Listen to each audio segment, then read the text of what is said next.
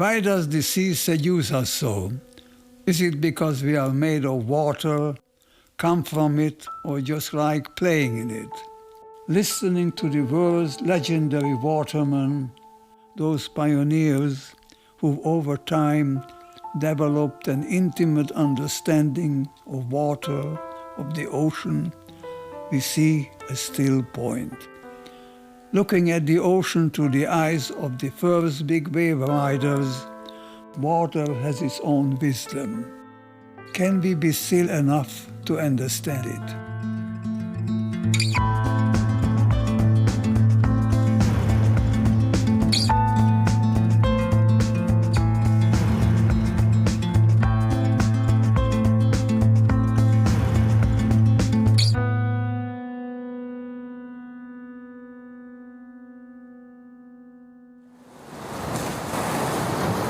See, the nothingness is the key, all right? Nothingness is actually everything, right? If you can go into the nothingness, that is where everything is at. And if you can use this particular wave to take you into the nothing, right? Or let you understand what the nothing is. People say, oh, where does universe come from? Came from nothing. Man, that's where you want to be. At absolute zero, minus 273 Kelvin, or centigrade, 0 degree Kelvin, nothing happens. It's the theoretical point at which below energy ceases to exist. If so-called energy and matter are equatable, as in Einstein's little equation, then at absolute zero, which has never been reached, but they've gotten very close, nothing exists. That means when it gets a little warmer, nothing happens. From this still point spontaneously comes the activity and shape, you know.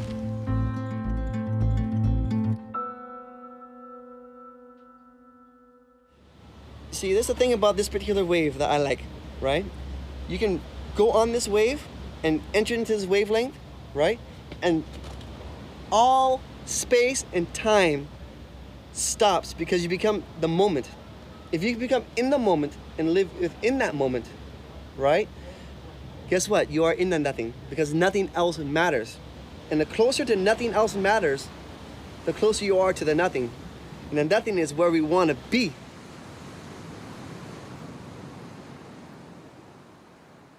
Things happen so fast they slow down, especially in big waves. You know, when you're rushing into a giant barrel, it feels like an eternity for like a few seconds. You remember everything in detail, put it that way. Everything around you is just absorbed, you know, in you. Because you're in that moment where you just not thinking of anything. You're in that nothingness. So you become everything. Everything becomes you. And you absorb everything right into you. And you remember all that. That's when time stops. That's when time, you know, it slows down. Because you thinking nothing and you absorbing everything. When we go in the ocean, it's a game, it's an art, it's in pure enjoyment. It's everything and it's nothing at once. When I go out there, I'm living. You know, that's the whole thing. I'm living my life, I'm living my dream, I'm living everything and I'm living nothing.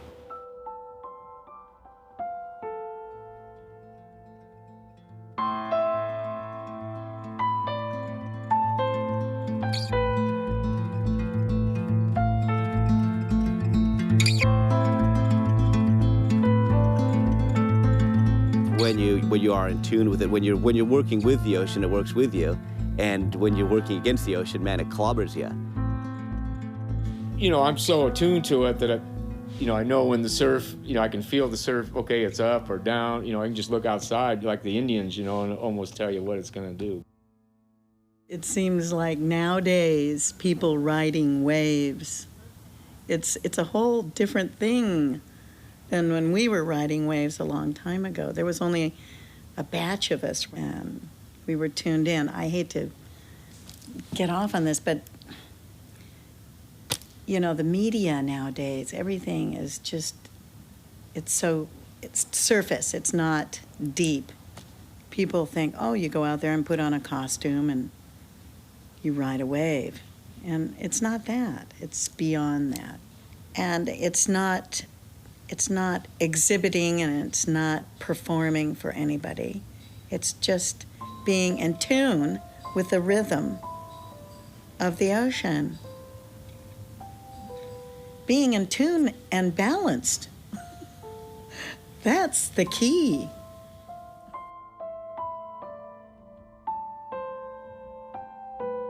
If I were being in tuned on something, being able to understand this powerful energy that was there, I opened up my shield.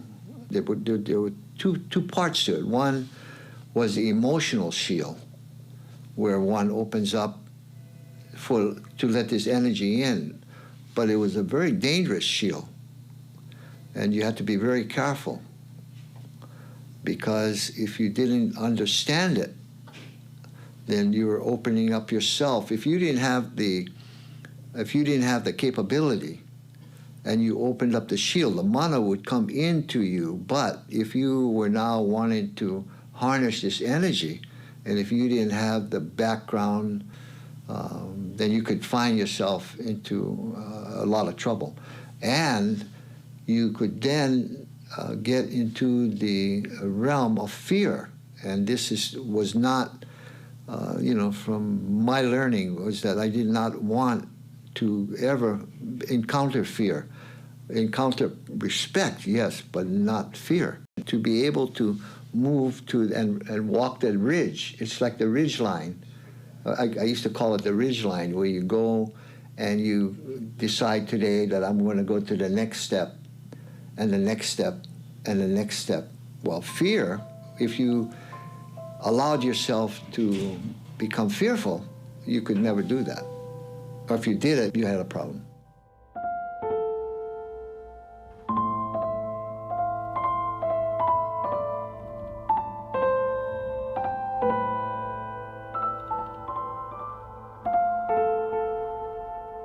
There are, of course, limits, and that's to recognize what a human being can do and cannot do with reason and with prudence and with sanity, and still test the edge of the limit, as Laird Hamilton keeps doing with such flair, like a matador.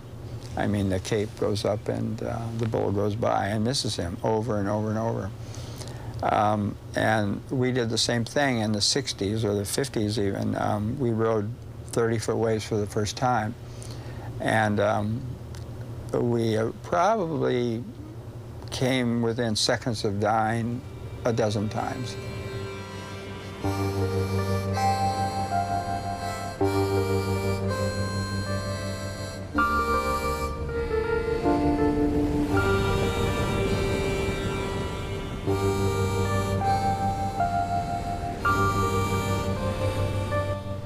And it's philosophically enriching to put yourself in that position, because you do find out a lot about who you are. And that, I think, is the greater meaning. When the waves are big, it's just a huge, you can't escape it. I mean, you try sleeping, like my bedroom's over there, you can't sleep. It's just, the noise is so just loud. It's like the waves are daring you. You know, they're so beautiful, yeah. It's like they're daring you, you know. Come on, bro. Come on, take a chance. You know? And you know, that's what everybody, a lot of us do. You know, take a chance. You know. Taking a chance was once part of growing up. Ancient civilizations had rites of passage from boy to man. Woman had a physical change, but boys needed a ritual. In our modern culture, that's lost. Is that why so many men are still boys? Well, it's interesting you say that, because there's so few rites of passages in our culture these days, at least in a formal sense. Now, of course, the Peruvians, the ancient Peruvian, that is the earliest place we know of in archaeology or anthropology where cultures had to deal with big waves. Their rite of passage was a young man had to go up into the Andes, hunt down a jaguar, sever its head, bring it back down to the ocean, embed it in the reeds of a personal craft, and then paddle this thing out through the surf on the day of big surf. And he would draw courage from the soul of the animal that he'd killed, and that courage would infuse him with the strength to actually go out through the waves and come back. And that was a rite of passage that has been comparatively well documented in the Mochi civilization in northern Peru from about 300 AD to about 900 AD. That was their rite of passage. Surfers get to have a rite of passage every time they go out. I think probably going from small waves in Waikiki to big waves in Makaha, this is something that you had to kind of earn a right to get to. And once you were there, then you had the responsibility of making the right decisions so that you could come back for another day.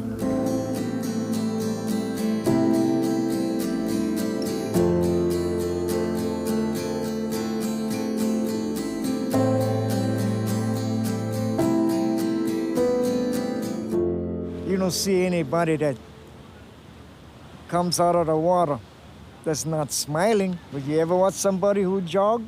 They start off with a big smile. In 10 minutes, they're always looking at their watch, how much time I get left. Come out of the water, you're smiling with everybody. You're connecting with all the energy and the dangers of the energy. It's a very, very powerful experience, the feeling of joy, a feeling of happiness. It's just very special. It makes your day special, it makes your life special. Ponce de Leon was sailing around trying to find a fountain of youth when all he had to do was jump over the side.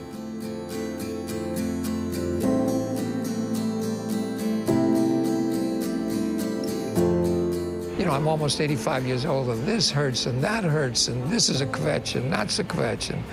And I think to myself, what the hell are you doing here? You ought to go up in intensive care, lie down and die. You know, you're not relevant anymore. And then I go out and I come back in, not a wimp, but a warrior. What I think you are more likely feeling are other emotions. Oh, it's cool, it's free. I'm free at last. Every pore feels the freedom. And then your senses in your mind, which has a genetic memory, right? Go back to the salamander crawling out of the muck, out of the ooze, onto the land, becoming an air-breathing mammal or first reptile. Those hundreds of millions of years are all encoded in our memory, genetically. And so you sort of wrap it in, you know, and you don't really quite understand it. So you feel it, and you let your heart go, and then pretty soon the spirit of your brother is in a turtle because he died and the turtle lives. And your mind wanders and weaves and floats and sinks and rises. All those things happen, and you're in a romantic trance, and time stops, and you're in the void, and you're in those words that you were using that are only words and ideas that only exist in your mind. So you have created what you're believing. But is it really true? On top of the water, in the water, under the water, but just enjoy yourself. And when you finish, say thank you. I have a surf meet in Macau. I always go out there and say thank you. When I jump in the ocean, I start thanking the ocean. When I come out of the ocean, I thank the ocean.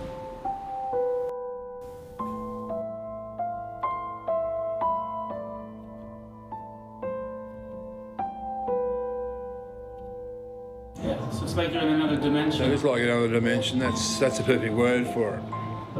I am convinced that there are times you beat time. You get ahead of time. You catch up with time, and you come out younger.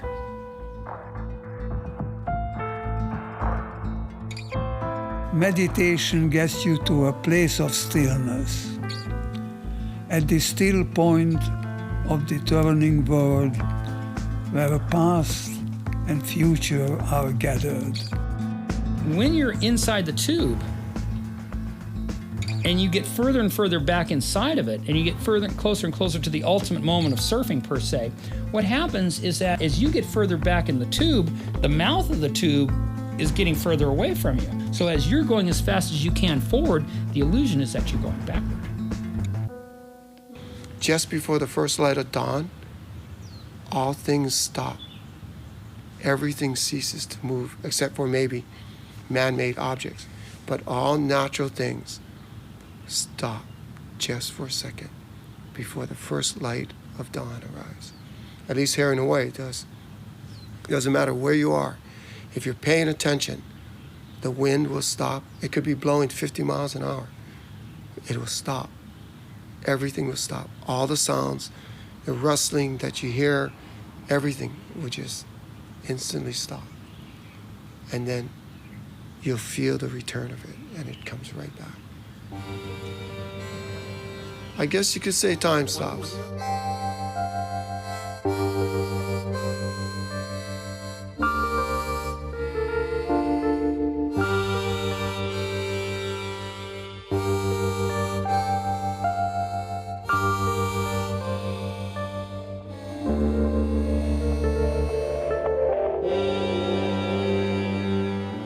The thing about being a part of the ocean that strikes me as being a part of the ocean would be a part of the flow of the water.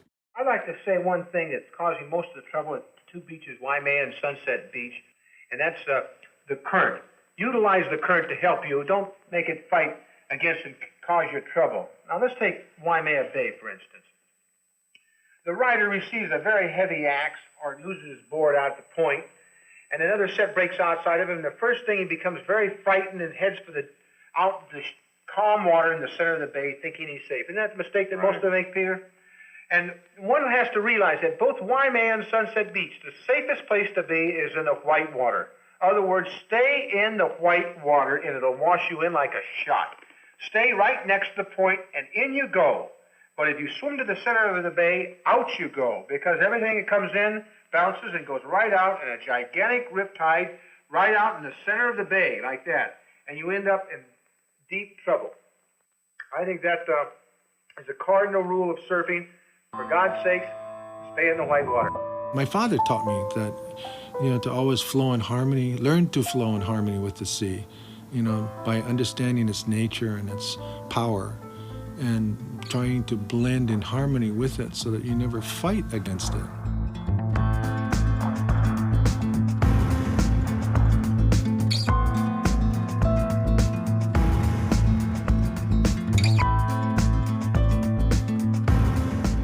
A 3-foot wave or 2-foot wave is a very powerful energy. That wave was generated thousands of miles away. It's a lot of power. So what you have to do is you have to learn to flow with the power. You have to become water. Exactly. You can become the element, the element itself. In order to survive in the ocean, become the ocean. You just feel fluid and you just feel flowing. And you just feel the energy and the power, and you flowing at moments, and then you stopping at moments, and you being just serene, and then you being just chaotic, and that extra force comes through, and you deal with that force right then and there, and then it backs off, and you back off also too. So you become a flow in everything. I can direct myself what part of the island I want to go, when I want to go to, without using my own energy to be spiritually in touch with the ocean, to move one with the ocean, to become the ocean itself. We love surfing giant waves. Surfing is the easiest thing to do. Surviving is the hardest thing. Only recently did a young doctor tell me about the work of a swimming coach who found out his pupils had to become part of the water. And when they did, they seemed to violate all the rules that the coach was teaching. They just seemed to come up to something where the water became less dense and less resistive.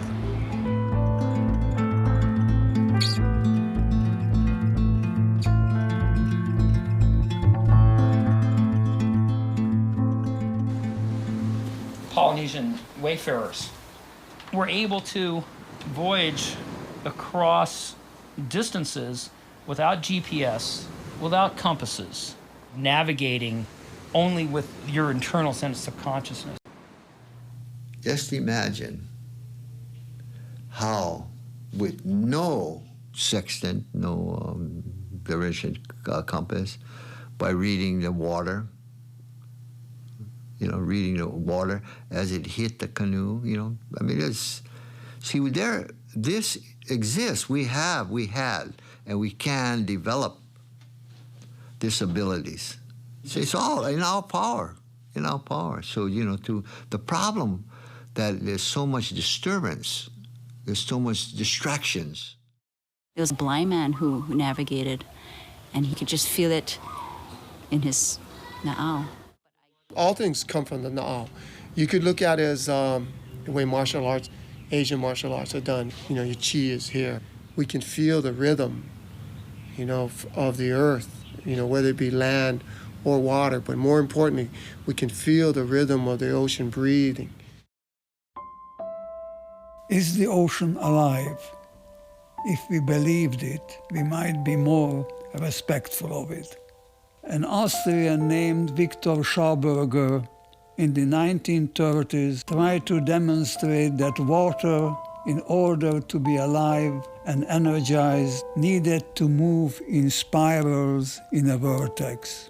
The curl of the wave is a Fibonacci spiral, a mathematical form found everywhere in nature, from the shape of the galaxy to patterns in plants to the double helix spiral of our very own DNA.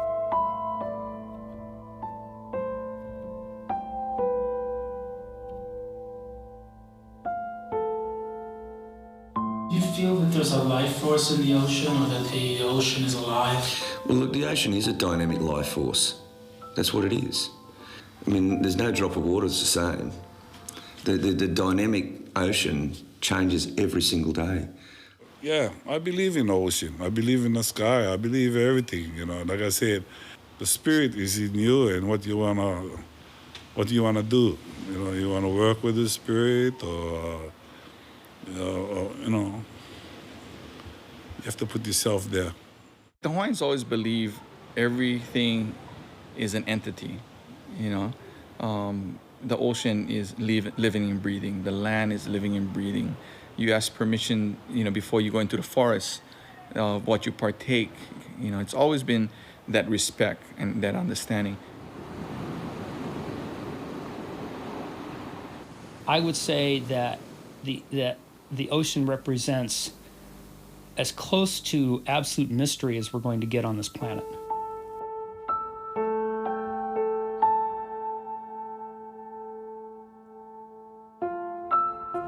I mean, it's always been the most important thing in my life, water. And I went to a seminar in Esalen in Big Sur about 32 years ago, and Fritz Perls and some people that aren't alive now, Alan Watts, they were giving lectures on water and energy. And one of the things that they said is all energy travels in circles and spirals. So energy going through water, which has energy, is traveling in circles, and energy that goes through your body travels in spirals. I took them to the beach, these kind of guru guys who have never seen waves, and they sat on the beach and watched waves and watched surfers riding them.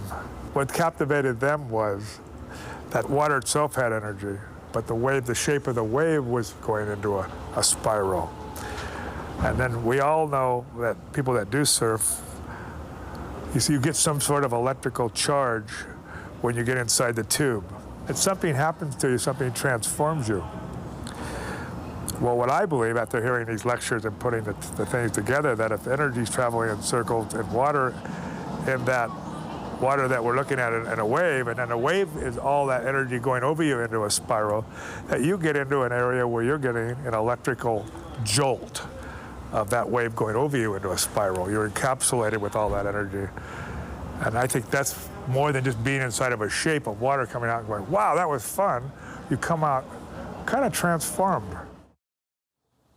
I came out of that wave younger. There's no question in my mind. The illusion of speed was so great that I passed time.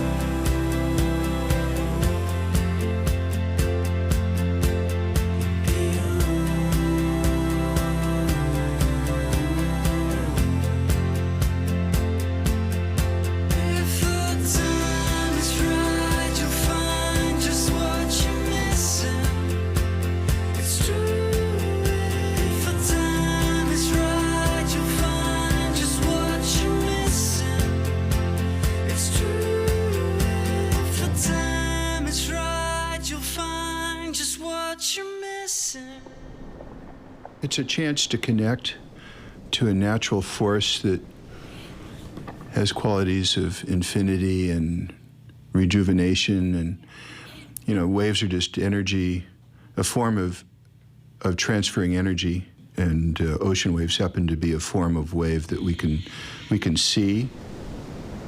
There were times, I swear, I could see the energy. I could just see how vibrating, how alive everything was.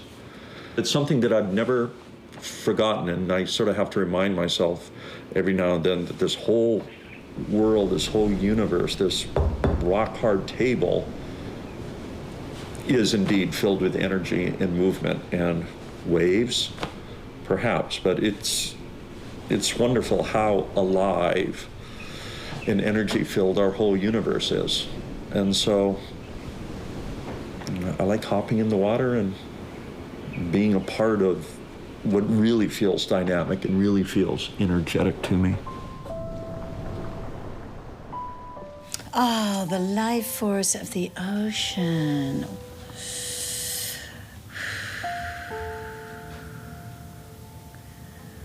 Well, it's cyclical, just like us human beings. We're reborn every day in the water. And that's why I think we like to go down to the water to check in and to make sure that we're in tune with the day. I don't see waves and people as being separate. I see them being as one thing flowing together. Once we start separating ourselves, then it turns into competition, friction. So riding waves is probably one of the highest things that anybody can do on the planet.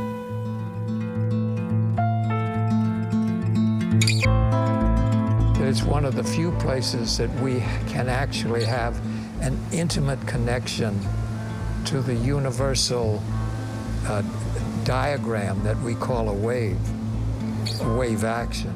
But I believe there's a pulsation. There's an atmospheric pulse that's pressuring you. Yep, remember the Peruvians. Waves were their immediate, tangible symbol for the ultimate power and mystery of the universe. You could actually see them. So surfers, see, that's what's so remarkable about surfing, is that surfers actually get to do something with waves.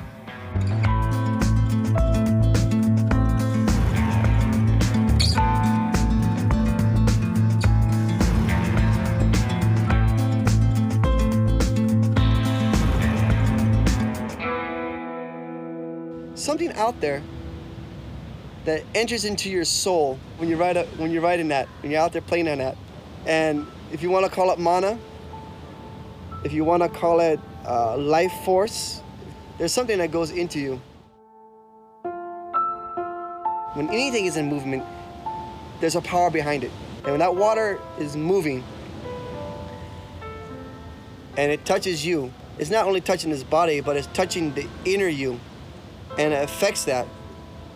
Once you experience this thing one time, once you've experienced it one time, there will be nothing else out there on this planet Earth that will allow you to experience that again until you go back out there and you do it again. You don't fully understand what the ocean can give until you're out there. The mana for the ocean for me doesn't mean that I have to jump in the ocean to have that mana. The ocean the mana of that ocean follows me wherever I go. The mana is the goodness, is the feeling, is what you get. You know, the mana is like the soul. It's how you feel. You know, your love for something, your love for the ocean, that's the mana. Love for each other, you know, the feeling it gives you, that's the mana.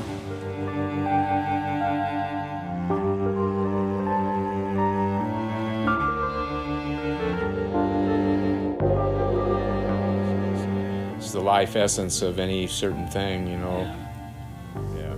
George would probably be your foremost person talking about the mana of something. And it just didn't happen, you know. I seek to touch it. I saw it, and I saw when it was acceptable and when it wasn't, you know. Sort of the respect for the ocean, total respect. It's a feeling that that essence, you know, that life force, that strength, and if you are deserving of it, then it will flow into you. I don't think it's supernatural. I think it's natural, totally natural. And in the ocean, the mana is in other things around you that have power, the wind, the wave itself. And that hits you with such dramatic energy. To be tumbled by a 50-foot wave, it feels like every part of your body is being torn loose at the same time. You're in this washing machine of power and energy, and you're coming apart. You're just flying over and around, up, down. You have no notion of where you're going, whether you're going to live or not. It's like being tossed into the eye of a hurricane and having no knowledge of the outcome of where you're going to come out, or a tornado, or Annie, you know, going up and landing in Kansas. That story, you know, of being ripped away by nature is replete in so many stories of culture and history of man. You find it everywhere, and it is everywhere. Mana.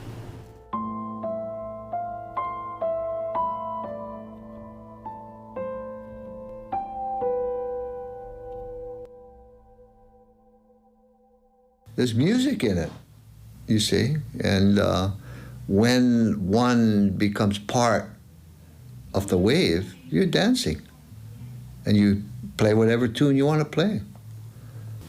Most of the times, it's a waltz. The ocean is one big waltz. It's all about the dance. It's all about the art of the moment, which is the ultimate form of hedonism in a way, although Timothy Leary felt it was the destiny of mankind to evolve to that point, to live for a purely aesthetic purpose and to escape linear thinking. He pointed out that society has evolved in terms of acquisition of wealth and defending it. And surfers were the throwaheads of mankind because they lived for the moment and for the dance, and that was the ultimate destiny of man. They incorporated so much class and so much artistry in the way that they did things, you know what I mean? Artistry, I would say, would be like Paul Gebauer and Joey Cabell, those guys. I mean, they rode big waves in an artistic way, you know.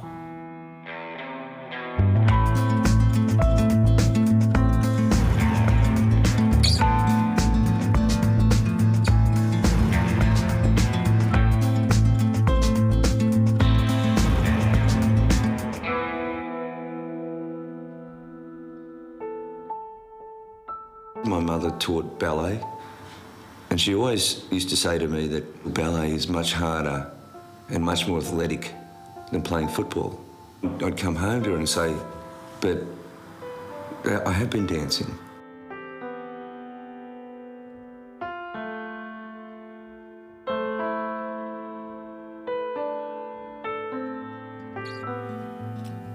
I can walk across the street in the morning and I don't see any surfers, and the surf's small, okay?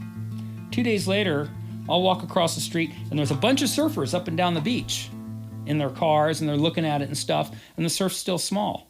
Now, why are they there? Surf reports. The mystery has been removed from where waves come from. The idea of anticipation, the idea of, God, I wonder, maybe there's going to be waves today. I'm going to go down and find out. Like a little kid going downstairs Christmas morning. I wonder what's in the presents. Well, what surf reports have done is, a little kid wakes up Christmas morning and here's a list of what's under the tree. McNamara, he was in his, visiting his family in Florida. Suddenly here comes this surf report that Chopu's going to be, all-time unbelievable in 3 days. He leaves his family in Florida and flies there just so he can surf, these incredible waves for 10 seconds at a time. And then he gets there and he says, it wasn't all that good. Why? Well, my surfboard's so fast, it was too easy to make the waves. So he was kind of disappointed. He's doing something that's just like, you look at that and you just go, look at that, man. And yet he's kind of disappointed, because, he wasn't on the 50-50, live or die edge that charges him up. So what these guys have done, what's happened with surf reports now is that it has removed the sense of magic about surfing, and it has created it's created a version of riding waves where nobody's going to just go to the beach and it's flat. Well, I'll go for a walk. Just do something different. Next thing you know, about 2 hours later, hey, look at those little waves. You paddle out, and the next thing you know, wow, it's 3 to 4 foot, and it's really good. And you go, God, wow. And then just as this, and then the sun starts going down, and the next thing you know, here comes a 5-6 foot swell. You're going, wow. And there's nobody around because the swell wasn't predicted to hit until tomorrow, so nobody's on it today. The idea of knowing everything doesn't do people any good sometimes. There's things that are better left, just don't know. Just go down to the beach, man. And if it's so important, if it's really so important for somebody to be on surf, then be on top of surfing. But don't be a lawyer in Los Angeles, with a house in Beverly Hills and another house in Malibu, and a garage full of surfboards and and some big SUV with racks on it, amping over whether there's surf or not. Oh God, I don't know, is the report good or is it not good? Oh, should I cancel this deposition? Or, it's going to be good. Okay, I'll cancel the deposition. And they show up at Malibu at 6 o'clock in the morning and it's flat, overcast, south wind, blown out and shitty, and there's 60 guys out. Because they're all under the same illusions about surfing that this guy was based on a surf report. In quantum mechanics, the uncertainty principle tells us that particles are waves. If everything can be broken down to waves or waves of energy, then is that wave factor the reason it feels so special to be in the ocean's waves? Is that place the closest we can come to tangibly sensing of subatomic nature? Awareness and recognition of the importance of water and waves and the interaction between those physical properties and our understanding of nature, and how much our understanding does depend upon the way in which we perceive it. There's about 50 or so very ultra-small, high-speed particles that are subatomic. that come into existence and go out of existence in a bubble chamber. And what is that? You know, when it's there, it's energy. And since energy equals mc squared, energy can be converted into mass. So for a nanosecond, that muon is what we would call real. But for the time before and the time after, it's unreal. It's an imaginary time, a concept that none of us can imagine because it's unimaginary. And there you have the edge of where human consciousness and understanding can go. It's like singularity. It's like the still point. The still point is that electron stopped and measured. And it represents really the chaos in quantum mechanics, because beyond the still point, you're unable to know. Very, very interesting title, The Still Point. Because you see, it takes us to the edge of our ability to know. And that takes us back to Einstein's fantastic analysis of reality, where he said there's only atoms and opinions. Because opinions have to do with all consciousness, and it's a reality created by the mind. So all of what we call ideas are creations of the human mind. What if we empty the mind and go to that meditative place of stillness, where there is everything and nothing? When we are at the still point, what do we connect to then?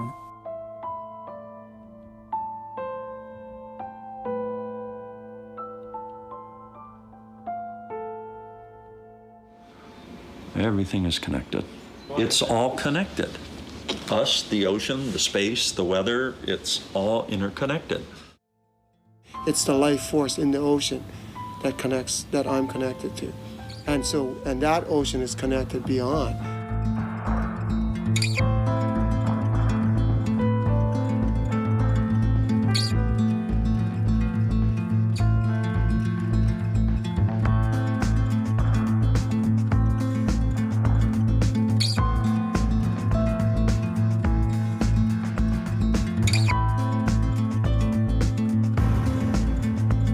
Again, all things are connected. And it's preposterous and presumptuous to think we understand all those connections. We're barely out of the Dark Ages. Everything affects everything, but we are only able to perceive a small range of that. So we live in this narrow band of light that, and in a three-dimensional world. But there's probably an endless number of dimensions, and my observation is that things get larger and smaller than the range in which we can perceive them to infinity. Things get infinitely larger, the universe, and infinitely smaller beyond what we can perceive. But the truth is all around us. It's just smaller and larger. It goes beyond, into areas that we can't perceive it. And man seeks the truth and tries to understand the meaning of everything. But and I don't think we're equipped to understand the meaning of everything. So we don't. It's like perhaps at one time, all of our thoughts were of respect and thanks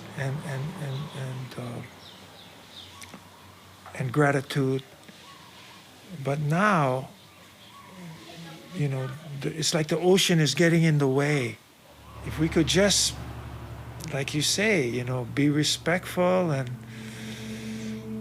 maybe our whole existence hinges on that, you know what I mean?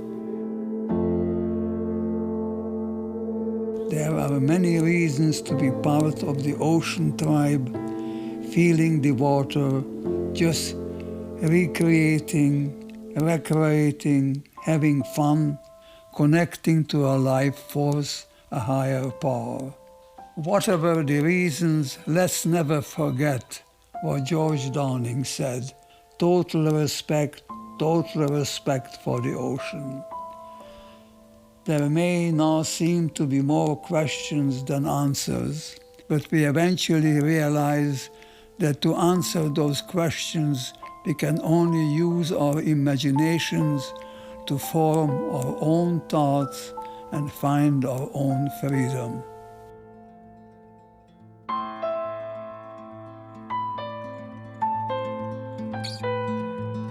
If everything truly is connected in some way, what we learn from the ocean surely apply to all of nature, plants, animals, people. Being in tune with life, having a respect for everything, must in the end lead us down the path of seeing all things in a simpler way. My grandmother, who was kind of a self-actualized person. She was an artist, painted her own watercolors of begonias. All the surfers would come to my house. She'd be telling them how, like, the plants emit vibrations and they talk to you actually. That all had meaning to us because the ocean, it's magical and therefore spiritual. What we were learning from the ocean was actually true in life. The plant world is kind of about vibrations, and so is the ocean. The whole ocean tribe, so to speak, is kind of about that too.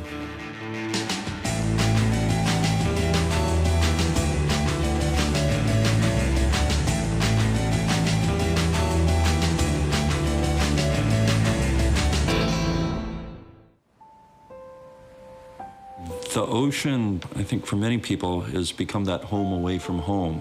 The ocean or the shoreline just exerts this pull or strength or magic that brings you there, and you just find yourself spending more and more time, and suddenly you're going a quarter mile offshore, a half mile offshore, and you're riding waves off these reefs, and you're establishing an independence.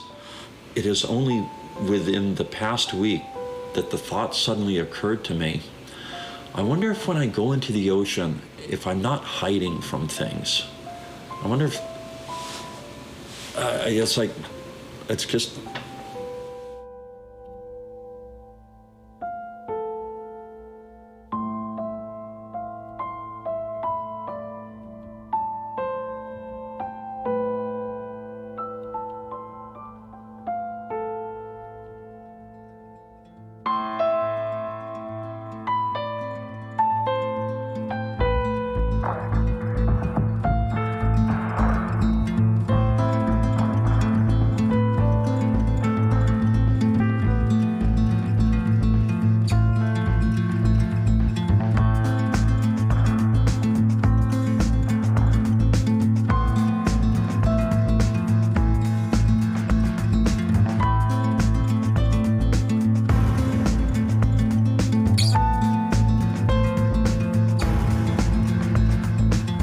I wish and hope that everyone that enjoys the ocean, that they never forget how important it is and cherish that body of water and do everything possible to maintain its purity and their admiration for it, and to be kind to it and to pass along that feeling to those that they live with.